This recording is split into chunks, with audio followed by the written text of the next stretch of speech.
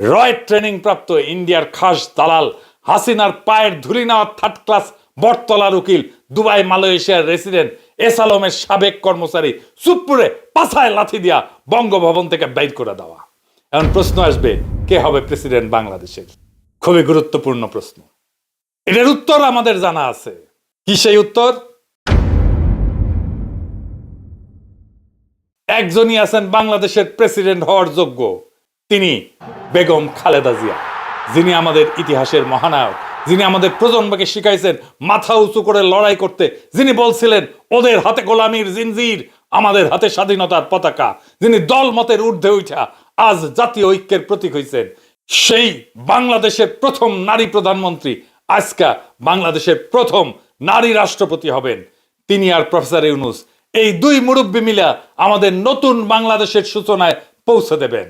খালেদা জিয়া বাংলাদেশকে শুধু দিয়েই গেছেন।